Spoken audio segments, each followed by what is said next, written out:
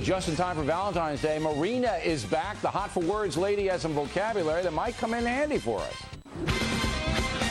Personal story segment tonight. As you know, Valentine's Day is tomorrow, and to celebrate, we spoke with our favorite wordsmith. Her name is Marina. Her website is Hot for Words. Roll the tape. Valentine's Day tomorrow. Yes. How did Valentine's Day get into the culture? St. Valentine's Day was actually named after two priests. First was a priest who continued to marry people after Emperor Claudius banned marriages because he hoped that men would join the army, easier if they don't need to leave their wives. Oh, that's interesting. So Emperor Claudius got mad at a priest who was marrying people because he wanted all the guys to be single in the army.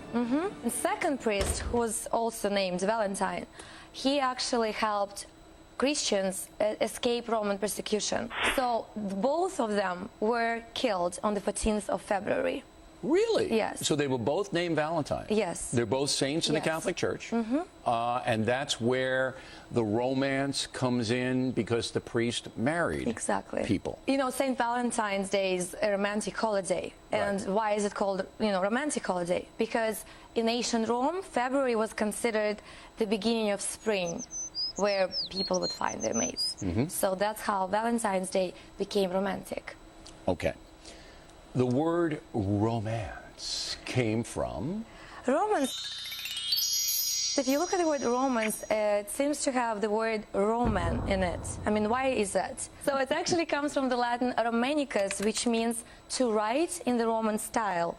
And what, Romans were writing about?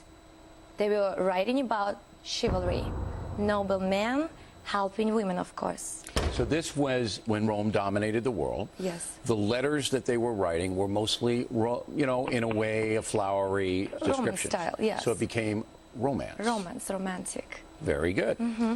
Passionate. Passionate.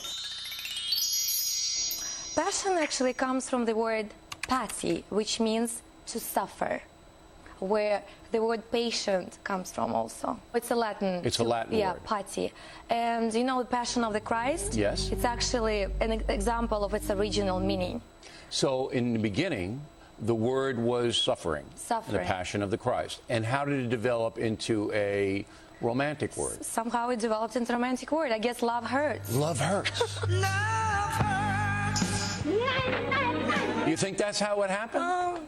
I think so, yeah. Right. I think so, over the time. Desire. Desire, that's a good one. When you desire something, you always look up to the stars, to the sky, hoping, your desire to be fulfilled.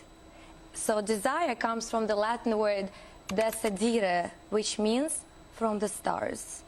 So, if you look to heaven to fulfill your great wishes, that's where the word desire maybe it'll come true. All right. The final one is infatuated. That's my favorite one. Infatuated. When you're infatuated,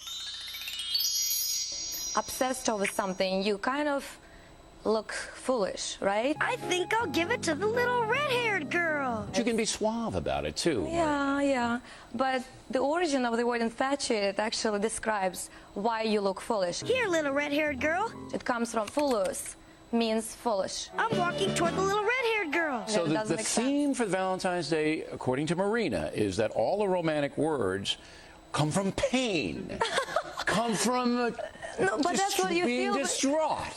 This isn't a happy. When you're in love, right? It's a happy. But you have to go through certain levels. But Marina, think about what you've just told us this evening. The two guys that it's named after were executed. Infatuation means you're a fool. Passion means pain. And at the end, you look at the stars, hoping, your desire will come true. And you look up and some hit you in the head. Happy Valentine's Day, Marina. You too. Thank you so much for having me.